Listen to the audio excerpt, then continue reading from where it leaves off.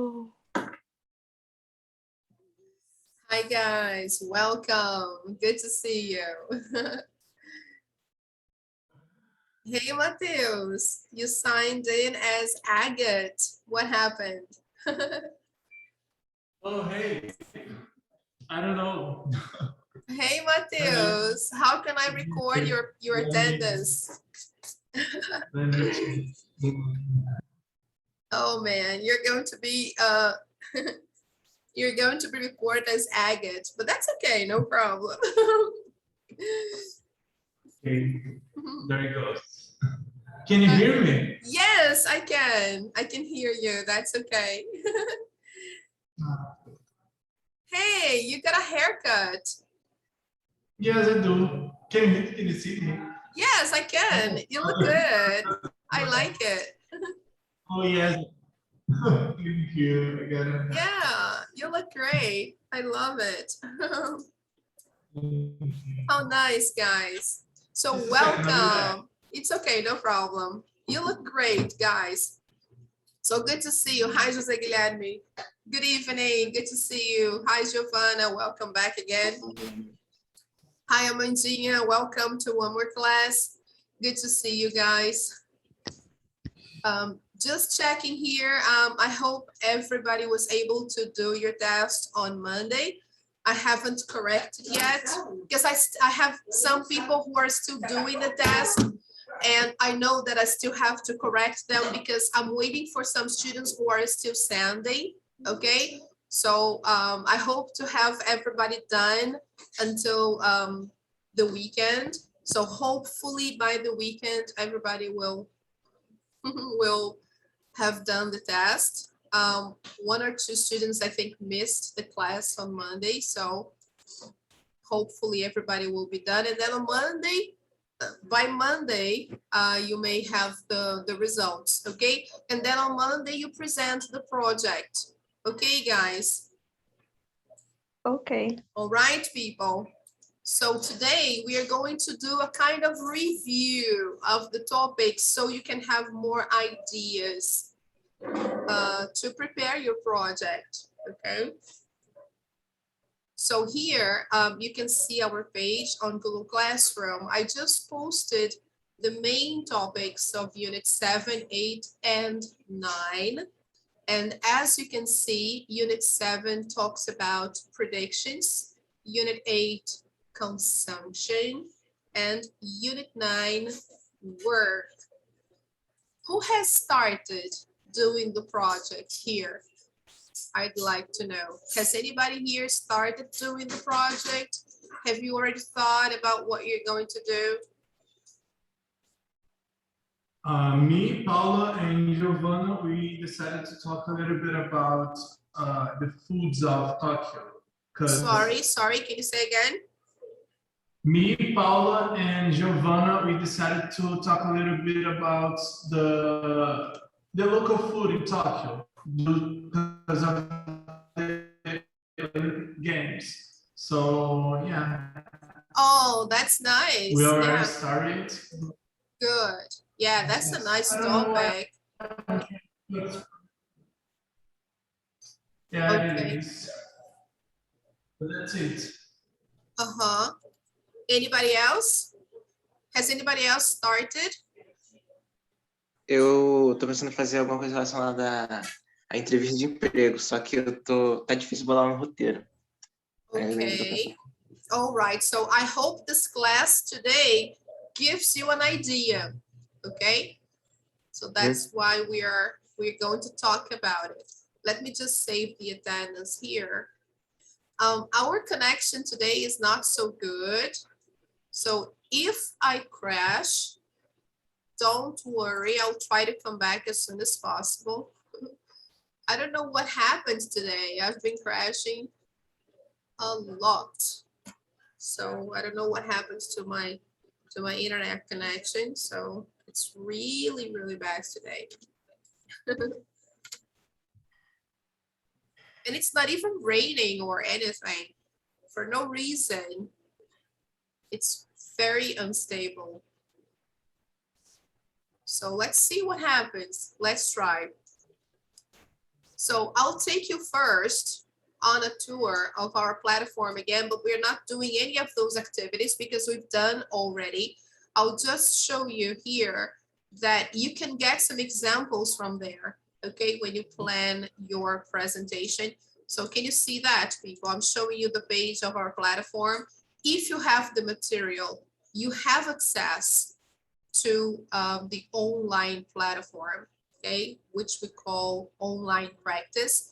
So here on Unit 7, you have the topic of predictions, so making predictions about the future, okay, and all the contents and everything about Unit 7, okay? And it's nice, guys, when you prepare the presentation, it's really nice to get examples from your material, okay? Get some sentences from your material, okay? So here you have collocations with get, you have modal verbs, okay? Predictions, everything there, okay? Then Unit 8 is all about consumption, okay? So it talks about consumerism. It talks about modal verbs as well, okay? Can, could, and may, permission and requests, okay? We'll see that. It also talks about be able to, okay? Ability and possibility. So if you include in your presentation examples using those items, that will give more value to your presentation. And describing food. Look, okay? So this is really nice. Then here, again, in Unit 8, you have more modal verbs. May, might, and could for possibility. So if you are talking about something from Unit 8, try to use sentences with modal verbs. Okay, guys. Then moving on, we go to Unit 9. Unit 9 talks about work. So what is the main point of Unit 9? Vocabulary about jobs, careers, interviews, job interviews. How can you present something? You can give some ideas on how to prepare for a job interview. What can you do to be successful at a job interview? Okay, what are the good things to do to be successful? What are the things you shouldn't do? Okay, how can you express that? You can use conditionals. We have 0 and first conditionals. Oh, but how can I get examples? Get examples from your book. Get examples from the online practice. Here you have tons of examples, okay? 0 conditional, first conditional, okay? There are a lot of examples there, okay?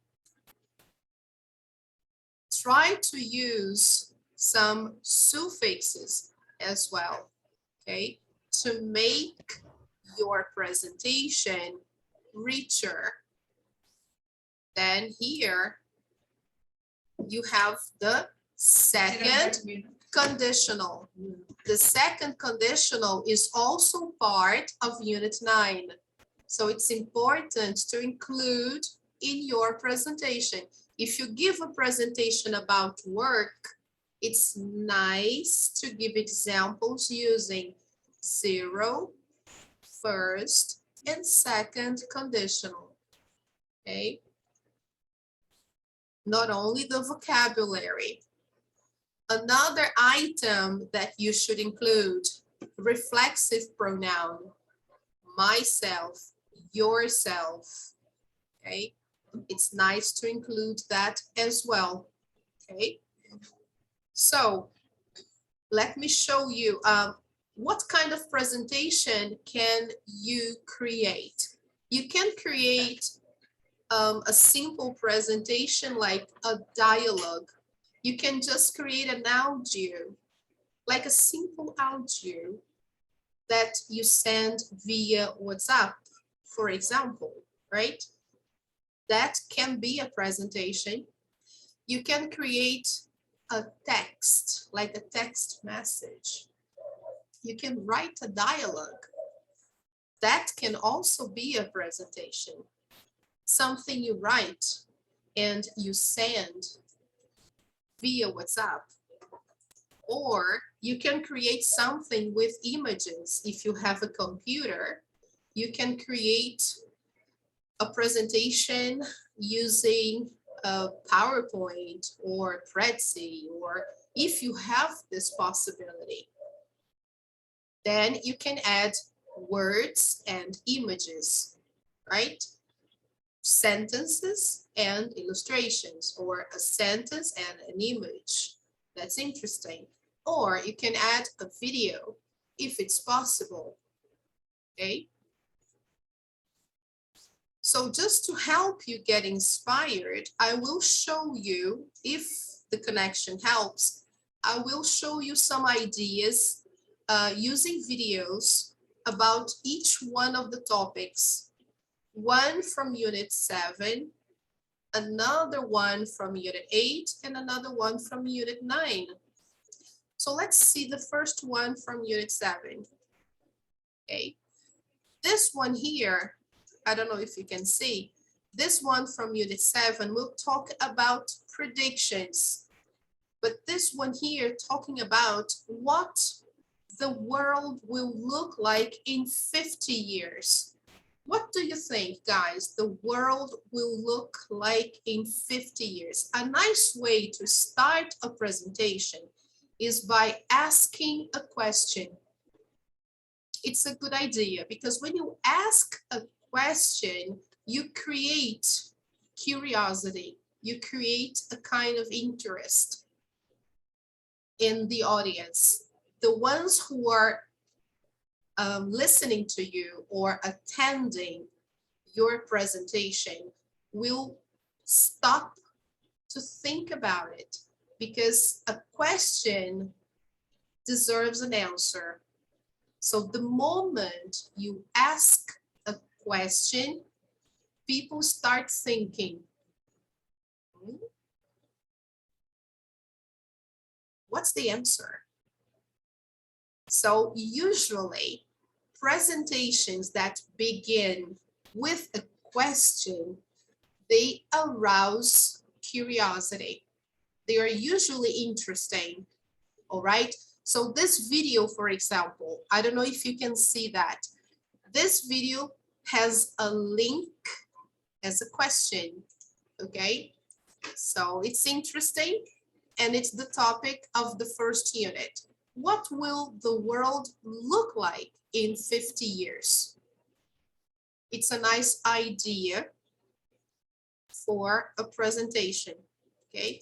So let's try to see that, if the connection permits, okay? Let's try to see that. Let me share the sound.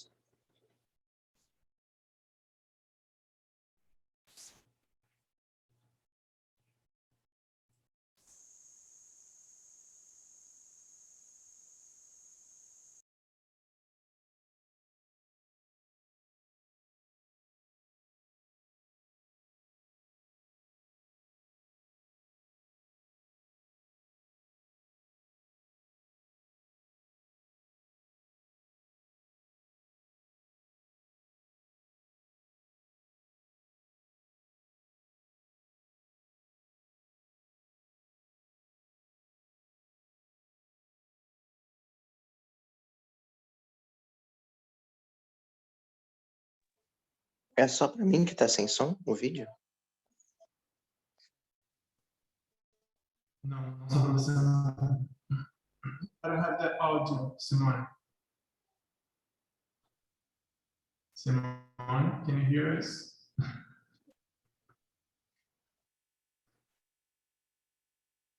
I don't know if she, no, she can't hear us.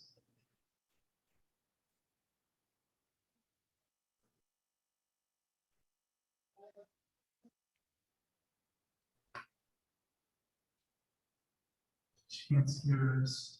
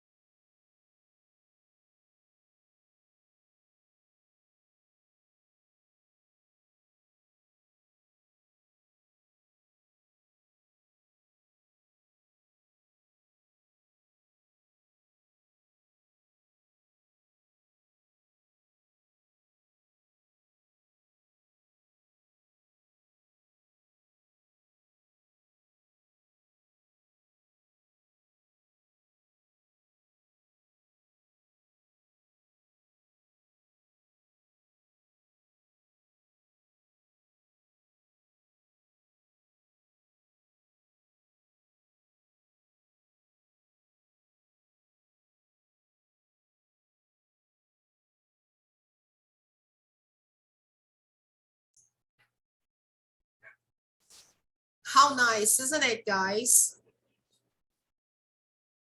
We Isn't it? we couldn't hear. We Sorry, tried to talk to you, but we didn't have the audio. you didn't have the audio? No. É, pra mim também tava sem áudio. Aí a gente tentou falar com esse áudio, só que você não ouviu. We tried. Why to talk. didn't you send me a message? Ah, é verdade, eu esqueci. Oh my goodness, guys. You crazy. Wow. The sound was shared all the time. Oh my goodness. Really? You didn't have the audio all the time? Whoa. Come on. No way. Come on. Gosh. I'm so sorry. Oh man, no way. I have to play this video again because the fun of the video is exactly the audio. Oh, so sad.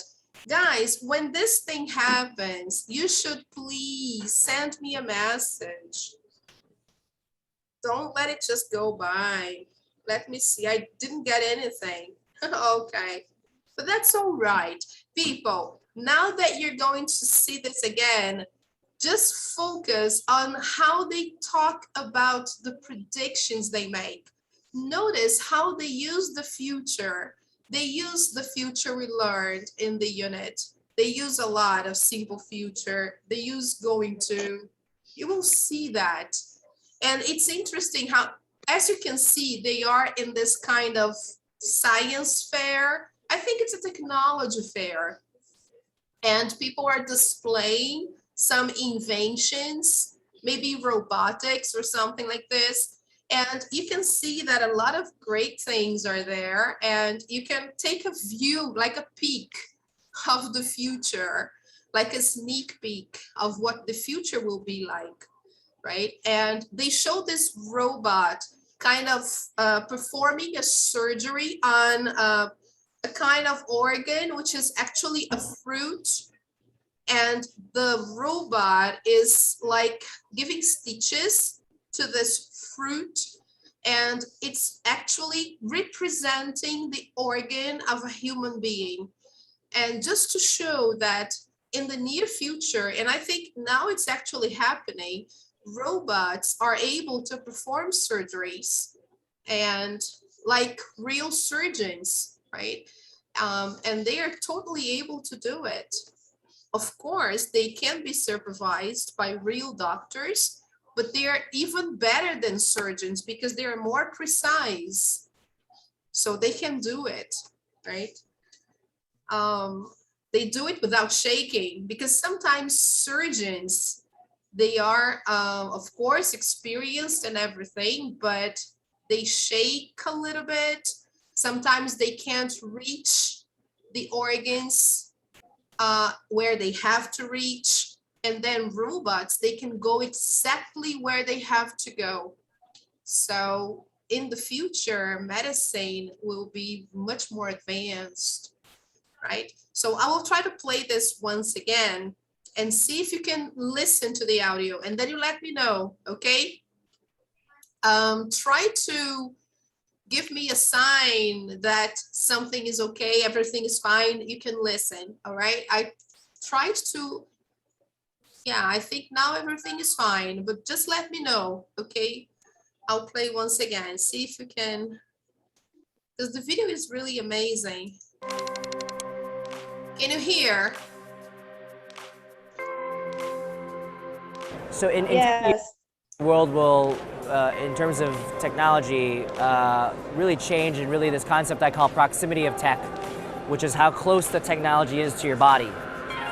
And right now, it's kind of silly. We like hold things and we wear things, and it's kind of at our hands, right? And our feet, right?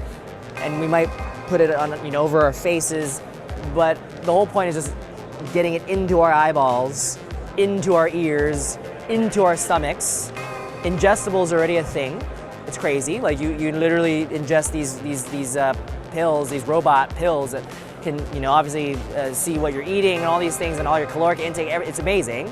And then, you've heard of startups like Magic Leap, where they're doing like, AR for your world, where I should just be able to load my email and do this and like do this, right? Like that's literally what will happen, I think, in 50 years, is everything will just come inside.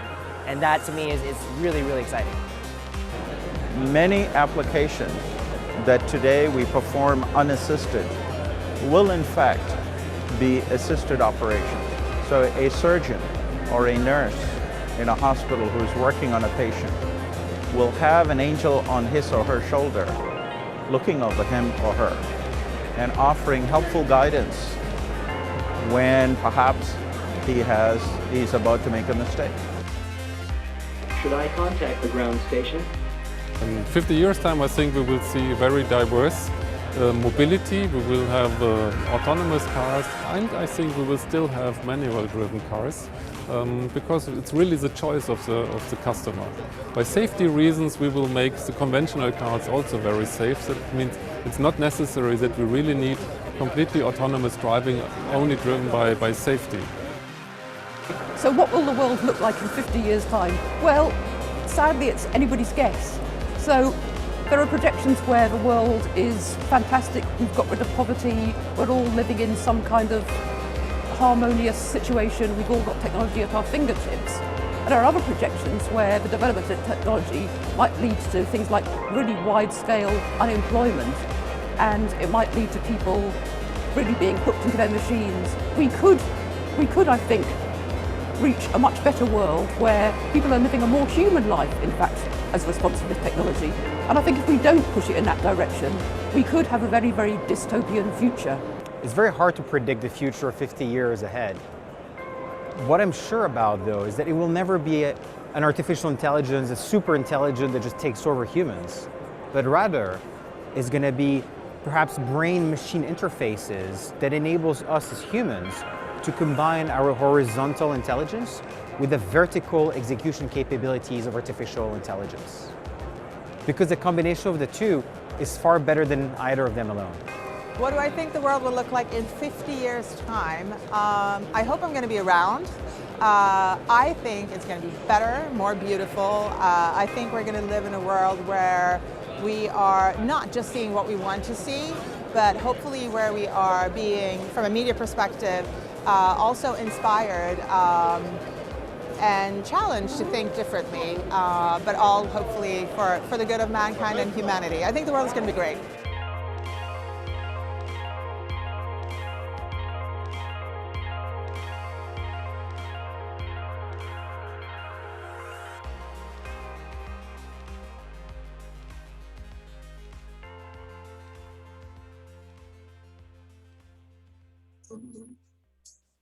All right, that was good. Now you could listen, right?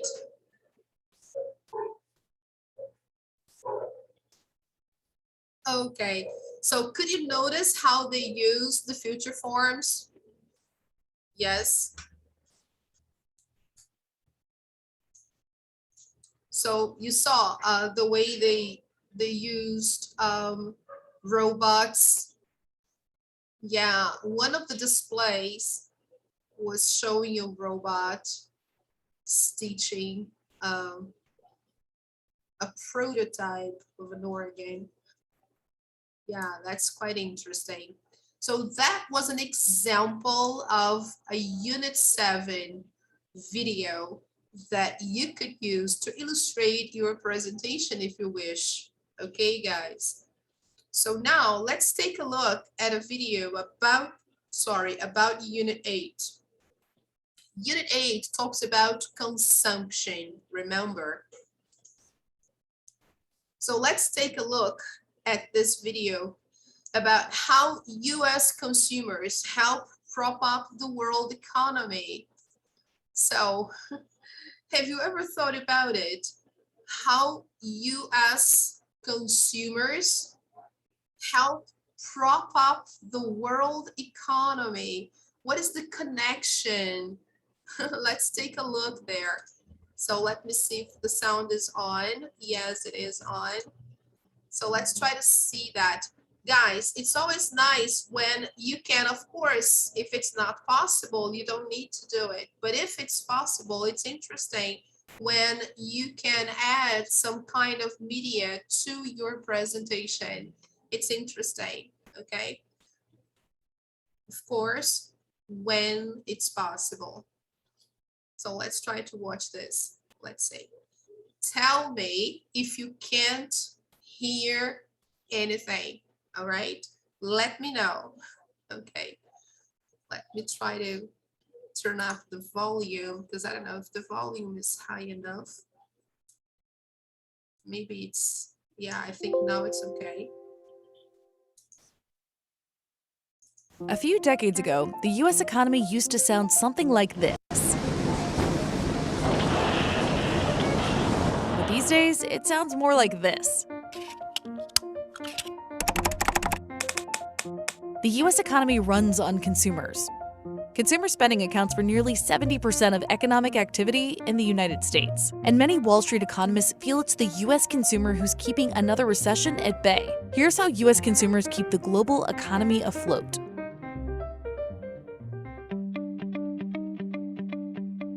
Consumer spending, or personal consumption expenditures, is the value of the goods and services purchased by or on the behalf of U.S. residents. When we think about consumer spending, it can cover an array of products and goods and services.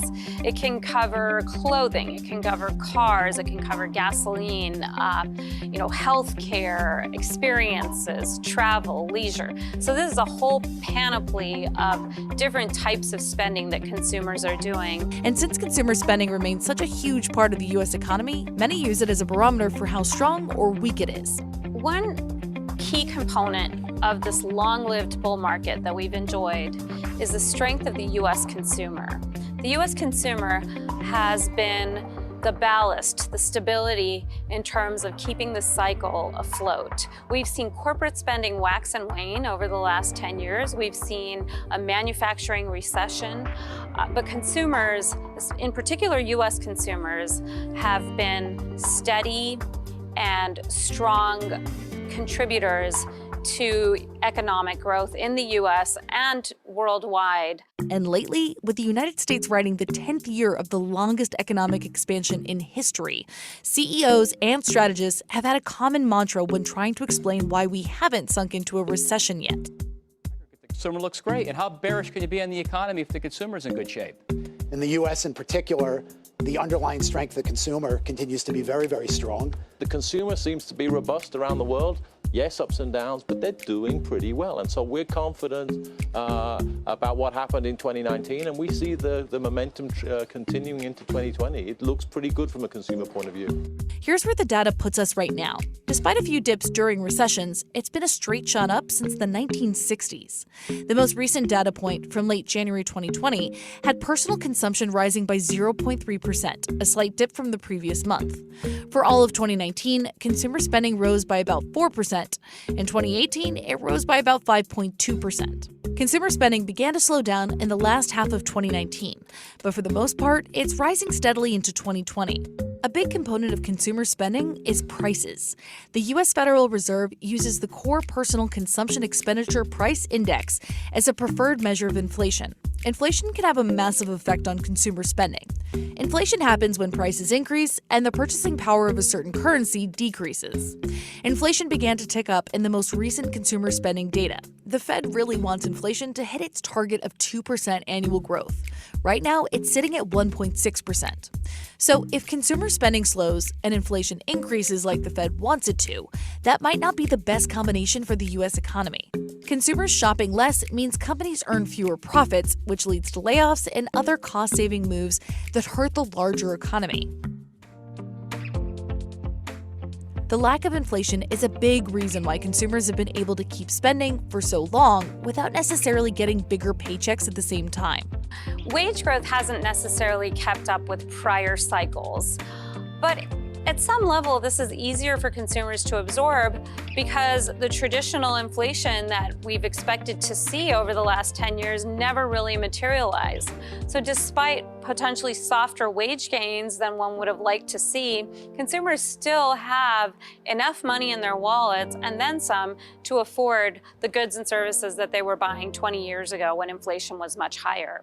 At some level, all inflationary measures have been lower this cycle, and that's kept the consumer relatively well poised to continue their spending trends.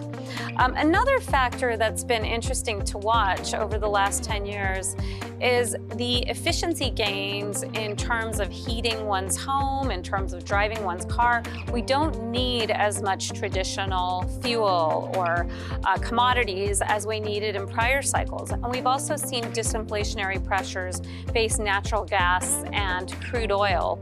And those have also been strongly beneficial to consumer spending. In fact, we've seen a very strong relationship between the higher the price of oil and gas, the lower discretionary spending tends to be. And that hasn't really been as much of a concern over the last 10 years with oil prices in a very manageable band. Technology has also made it a ton easier to buy things and to find the right prices. So a lot of the changes that we've seen in consumption over the last 10 or 20 years have been driven by disruptive technology entering traditional businesses. So for example, if you think about retailers and apparel manufacturers, we've seen fast fashion crop up. So the rise of just-in-time delivery has replaced a longer lead time demand structure.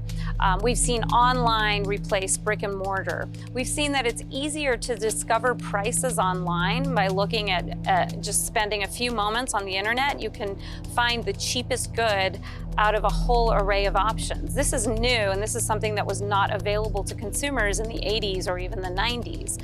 So a lot of these technological advances, as well as the speed of delivery and the speed of gauging demand, have driven some strong disinflationary pressures on traditional goods. And we've seen this really disrupt specific industries. Apparel is one example. We've also seen this in hotels. The rise of Airbnb and other options besides renting out a hotel room have put tremendous pressure on traditional room rates. So these pressures are being seen in many different parts of the consumer spectrum and are really driven by the rise of new disruptive entrants and technology. Guys, let me pause this here just to ask you something, because this is very interesting. With the pandemic, because so many people now are at home, more and more people are online shopping. Did you see what she said? Instead of going presentially to the stores, people are shopping online. So because of that, we have more access to lower prices. So we can find cheaper things to buy online. We can find cheaper hotel rooms. And that's a reality. It's easier now to find better places to stay. It's easier to find cheaper things to buy on the internet. So what do you think of online shopping? Do you like to buy things online, people? Tell me what you think about it. I kind of do like to buy stuff online, but not everything, you know. Clothes, sometimes I buy, but I'd rather go and see if the clothes is gonna be nice, because I've had some really bad experience buying clothes online. So yeah. I don't mean about the size, but I mean about the style was completely different of what I imagined looking on the screen. So if I have the opportunity, I'd rather go and buy on the store. At the store. Okay, I see. Yes, apparel, like she said. Yes, clothing. Yeah, most people prefer buying clothing at the stores instead of online. Thank you, Mateus. What do you think, girls? Amanda, Giovanna, José Guilherme, do you like buying things online?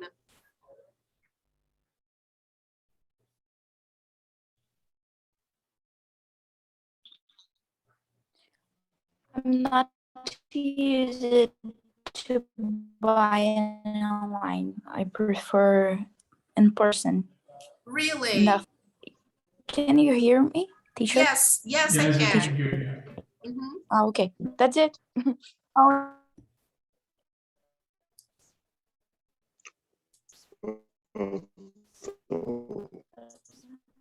Okay, guys, I just crashed. Can you hear me? Yes, can you hear me?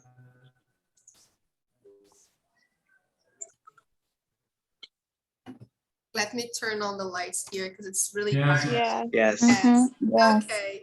Yeah, my connection just faltered here. I crashed, that's why. Yeah. Now, so Giovanna was saying that she likes going to the stores. She likes going there, trying things out, not really shopping online. Yes, now I'm doing a lot of online shopping. I confess, I prefer shopping online.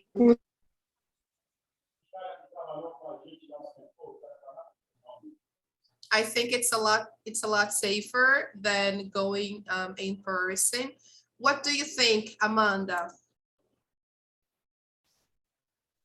I prefer buying, it depends what I'm buying. If I'm buying clothes, I prefer to see the material. And if, I don't know, if it's a cell phone, I buy online, or other things I buy online, but clothes and other things I prefer to buy in the store. Okay, yeah, it really depends. It's true. It really depends on what we are buying. If it's a book, we can buy online. It really makes a big difference, right? It all depends. So this is what they are saying. Nowadays, Americans, they are doing a lot of online shopping. They are shifting. The trends now are different. They're buying a lot more online, especially because of the pandemic. Of course, okay? They're not going to the stores like they used to in the past. And of course, there is a reflection in the economy. Prices are lower, a lot more, okay? So let's take a look there. Let's see. Another trend.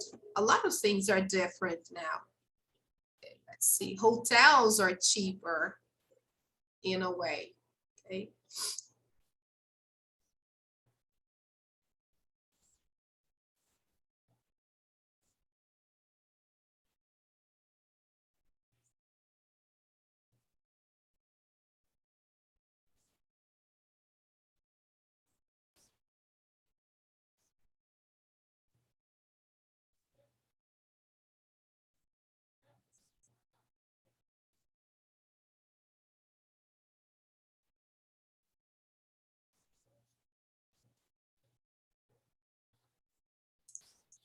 Of course, guys, this was recorded. Actually, this video was made before the pandemic, as you can notice, right? So after the pandemic, everything changed. There is a recession somehow, right? So things are different now.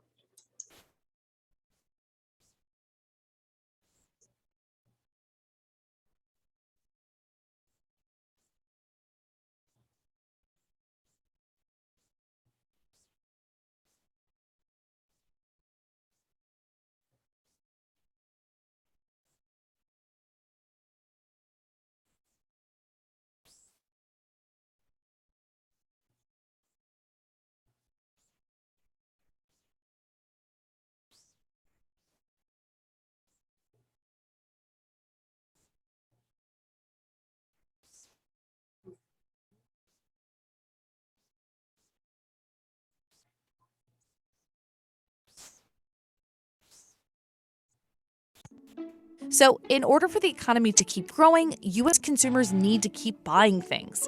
And that's changing, but it's not more millennials buying. Okay, guys, can you hear now? I paused the video because when I crashed here, the stereo, the sound was on, but then when I came back, it was off again. So that's why you couldn't hear. Thank you for letting me know. So let me just go back a little bit. Yes. So now I think you will be able to, yes, okay. So, in order for the economy to keep growing, US consumers need to keep buying things. And that's changing, but it's not more millennials buying avocado toast or $5 lattes. It's actually healthcare and drug costs driving the bulk of consumer spending activity in the United States. And that's trending to become a bigger and bigger piece of the overall pie. One key event that's slated to happen in the very near term is that for the first time in human history, there will be more retirees than toddlers in the world. So there will be more people aged 65 and older than people aged 5 years and younger on a global basis. Now, this is a new world. This is uncharted territory, and we think that it could have very big consequences for the way that consumption plays out over the next decade. For example, healthcare spending could be a much bigger proportion of the consumer's wallet as the population ages. We also think that when you think about the demographics facing younger consumers, we're seeing Gen X and baby boomers being taken over by Generation Y and Generation Z, or millennials and Gen Z consumers. And the patterns of behavior are very different for Gen Z and millennials than they have been for Gen X and baby boomers. In particular, we've seen that experiences are a much bigger part of the way that younger consumers spend their money rather than goods. And that has driven to a real disinflationary death spiral for a lot of these consumer goods like apparel or traditional goods that used to have pricing power 20 years ago.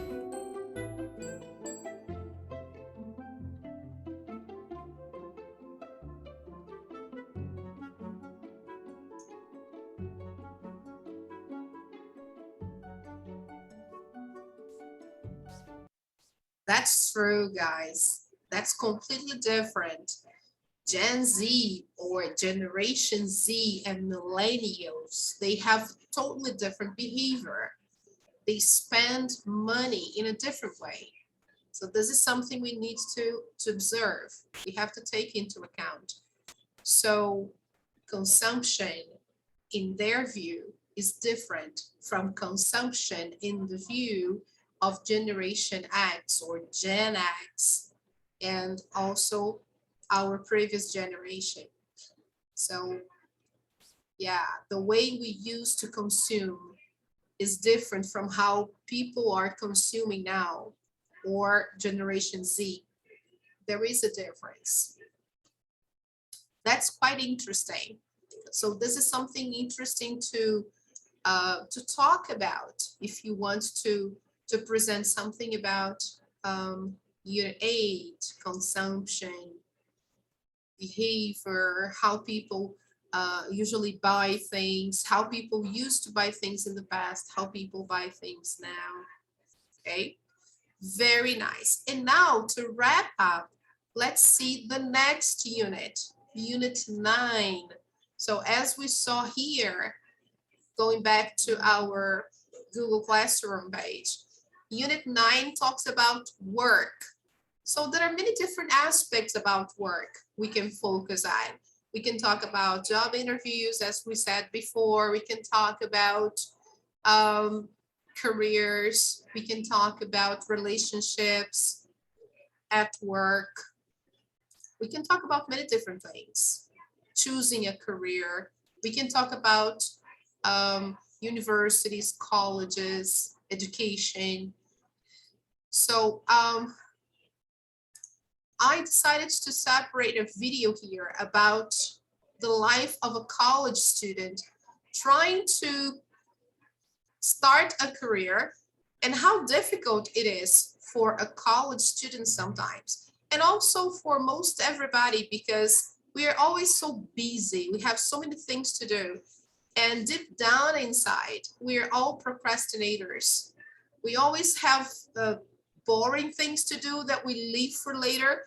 And I was studying the life of this guy this week. He's called Tim Urban. And he is really smart. There are some talks by Tim Urban on TED. I don't know if you watch TED Talks. This is really nice to practice English if you want, I recommend. And one of his talks is about procrastinating. And one of his talks is Inside the Mind of a Master Procrastinator. And it really fits into our Unit 9 because he describes what happens to a lot of people, not only students, but also CEOs, lots of people in big companies everywhere, not only people who are beginning their careers, okay? So I think to illustrate Unit 9, this is a good example. Okay. So let me try to show you that. I don't know if my connection will permit, but if it doesn't permit, I will share the link with you. I think it's really interesting. He gives a great lesson. Okay, it's a lesson for life, really. If it doesn't play, guys, we'll see. Let me try to toggle full screen first of all.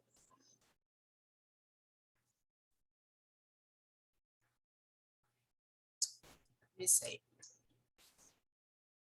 The sound is already on. Let's see if it works. And I'd spread the work out a little like this. Let's see.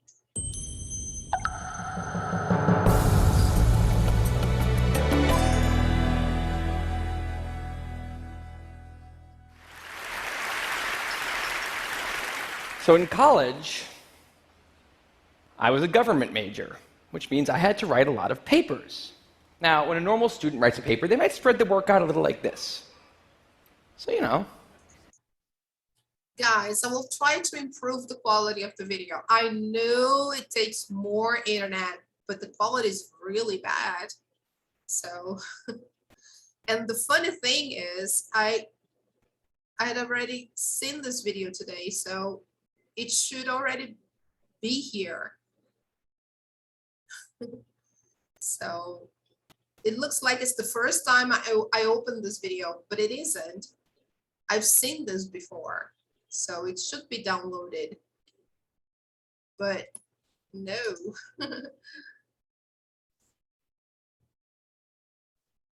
Looks like it's the first time I open, and it isn't the first time.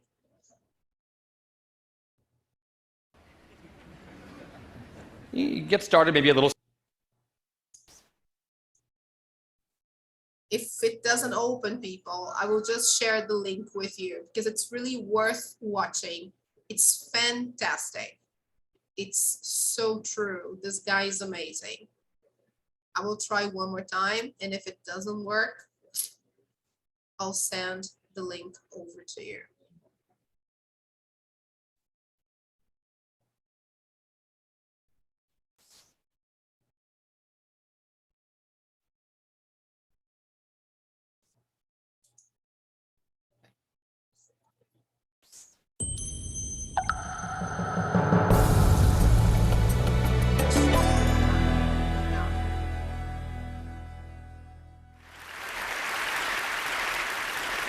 So in college, I was a government major, which means I had to write a lot of papers.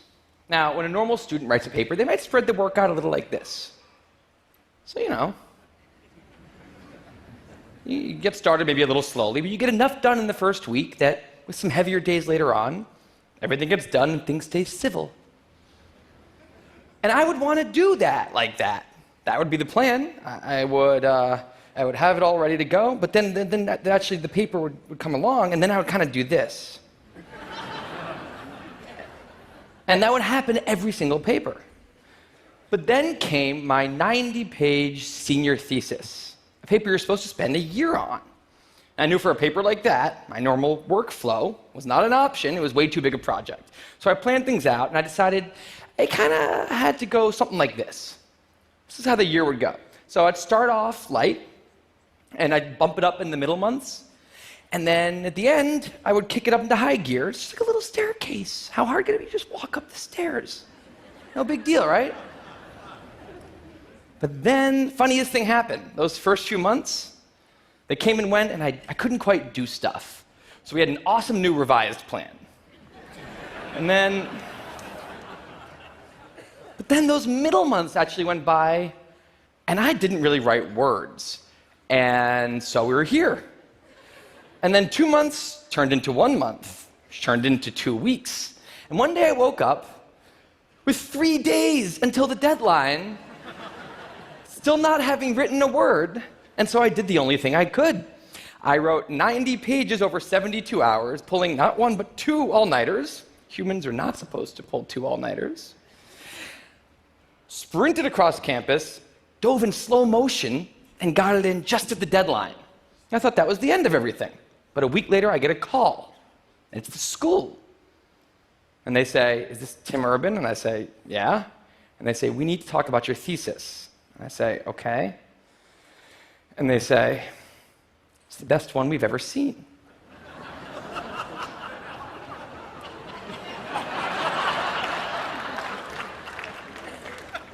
That did not happen.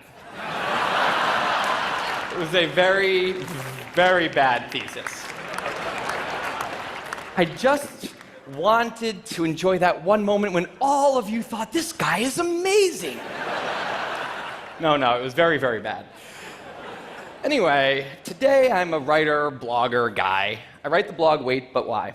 And a couple of years ago, I decided to write about procrastination. My behavior has always perplexed the non-procrastinators around me, and I wanted to explain to the non-procrastinators of the world what goes on in the heads of procrastinators and why we are the way we are. Now, I had a hypothesis that the brains of procrastinators were actually different than the brains of other people. And to test this, I found an MRI lab that actually let me scan both my brain and the brain of a proven non-procrastinator, so I could compare them, and I actually brought them here to show you today, and I want you to take a look carefully to see if you can notice a difference. And I know that if you're not a trained brain expert, it's not that obvious, but just take a look, okay? So here's the brain of a non-procrastinator. Now, here's my brain.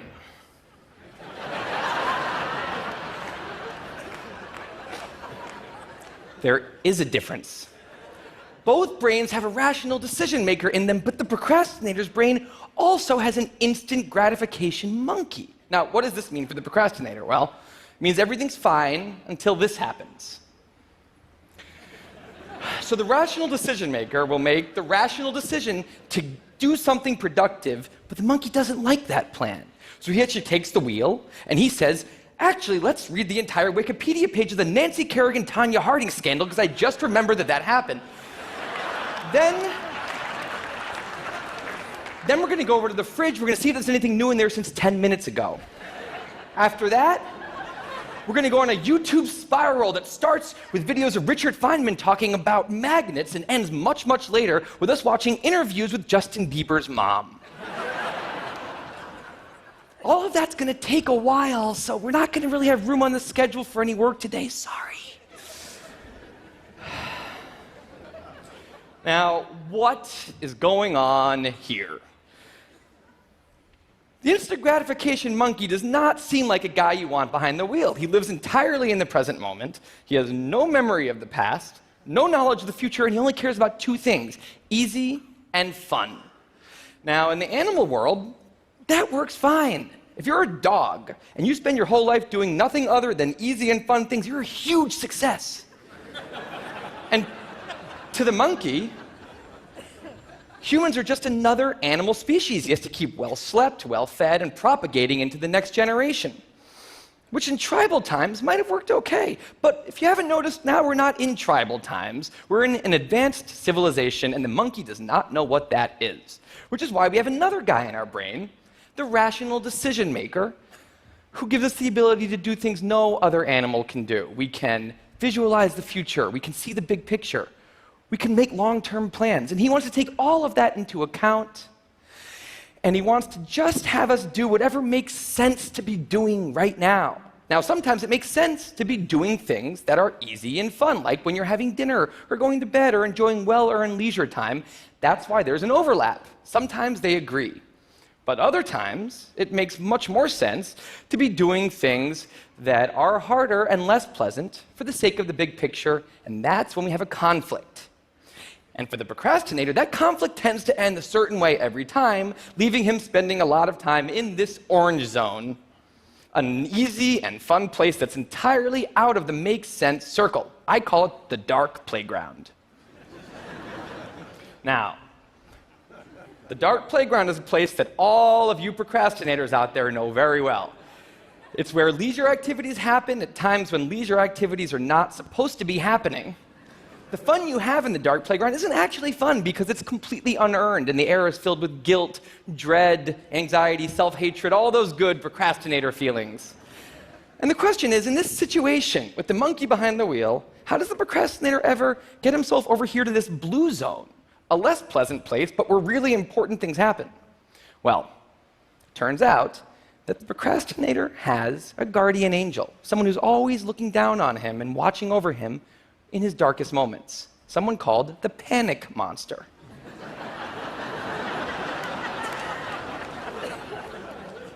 Now, the panic monster is dormant most of the time, but he suddenly wakes up. Anytime a deadline gets too close or there's danger of public embarrassment, a career disaster, or some other scary consequence. And importantly, he's the only thing that the monkey is terrified of. Now, he became very relevant in my life pretty recently because the people of TED reached out to me about 6 months ago and invited me to do a TED Talk.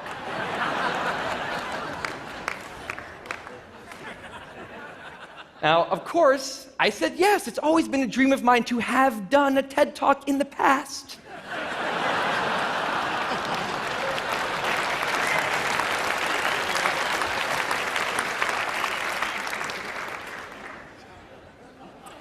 But in the middle of all this excitement, the rational decision maker seemed to have something else in his mind. He was saying, are we clear on what we just accepted? Do we get what's going to be now happening one day in the future? We need to sit down and work on this right now. And the monkey said, totally agree, but also let's just open Google Earth and let's zoom into the bottom of India, like 200 feet above the ground, and we're going to scroll up for 2.5 hours till we get to the top of the country so we can get a better feel for India.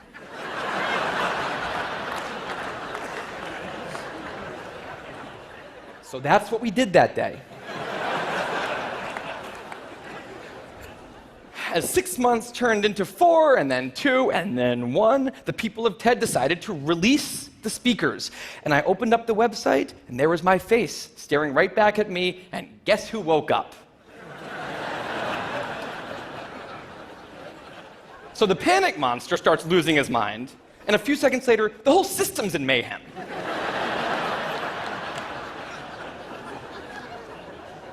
And the monkey, who, remember, he's terrified of the panic monster, boom, he's up the tree. And finally, the rational decision maker can take the wheel and I can start working on the talk. Now, the panic monster explains all kinds of pretty insane procrastinated behavior, like how someone like me could spend 2 weeks unable to start the opening sentence of a paper and then miraculously find the unbelievable work ethic to stay up all night and write 8 pages. And this entire situation with the 3 characters, this is the procrastinator's system. It's not pretty, but in the end, it works. And this is what I decided to write about on the blog just a couple years ago. Now, when I did, I was amazed by the response. Literally thousands of emails came in from all different kinds of people, from all over the world, doing all different kinds of things. These were people who were nurses and bankers and painters and engineers and lots of PhD students. And they were all writing saying the same thing. I have this problem too. But what struck me was the contrast between the light tone of the post and the heaviness of these emails. These people were writing with intense frustration about what procrastination had done to their lives, about what this monkey had done to them. And I thought about this, and I said, well, if the procrastinator system works, then what's going on? Why are all these people in such a dark place? Well, turns out that there's 2 kinds of procrastination. Everything I've talked about today, the examples I've given, they all have deadlines. And when there's deadlines, the effects of procrastination are contained to the short term because the panic monster gets involved. But there's a second kind of procrastination that happens in situations when there is no deadline.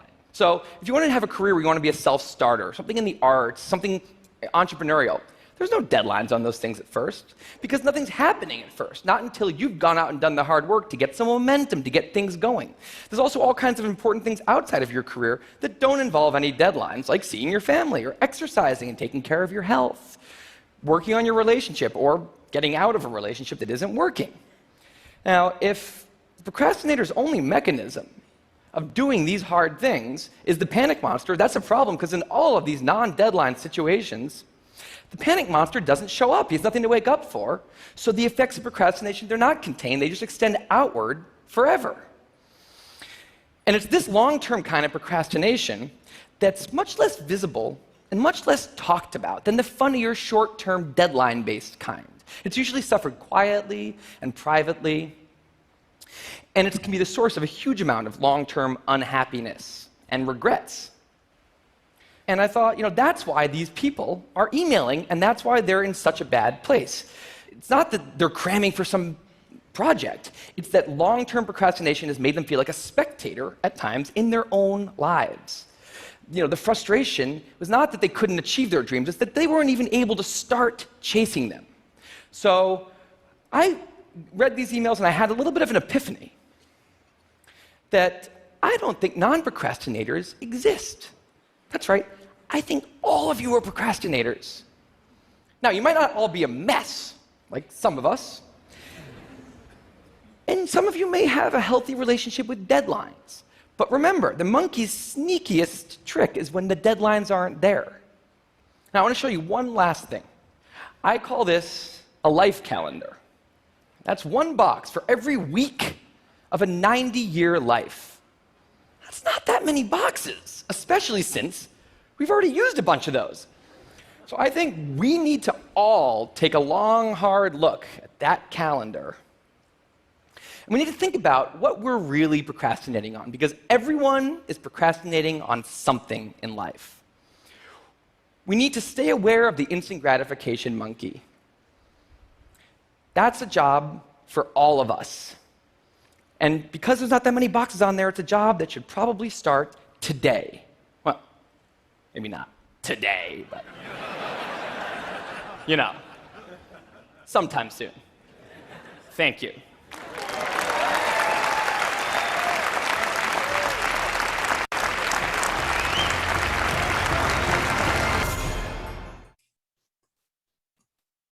Amazing, isn't it, guys?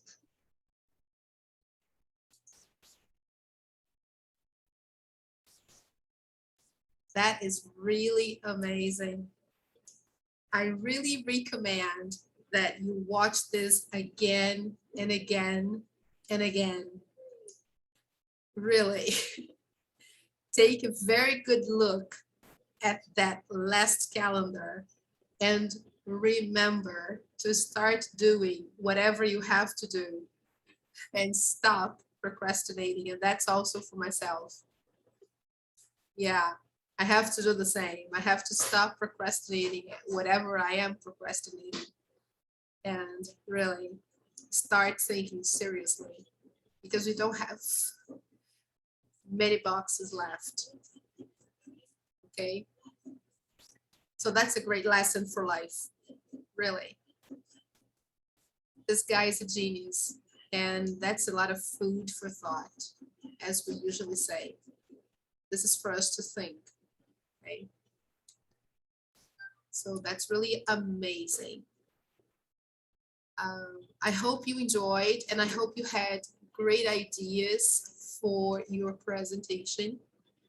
As you noticed in his presentation, he talked about careers, he talked about life changes, he talked about different kinds of people, he talked about many important things, right? And I hope you can make up your minds on what you want to present. You have different topics there. You can talk about predictions, consumption, work, and there are many different things you can focus on in any of those topics.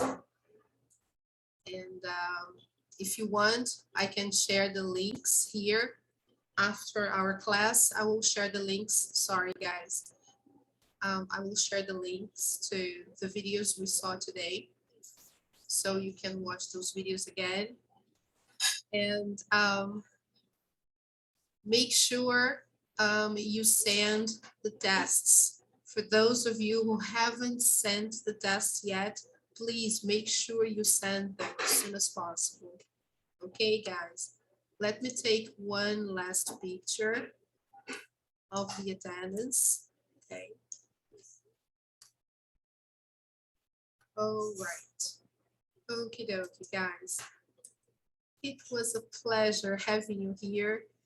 Thank you very much for coming. That was very nice, guys. Thank you so much, Giovana. Thank you, Matheus. Thank you, José Guilherme. Thank you, Amandinha.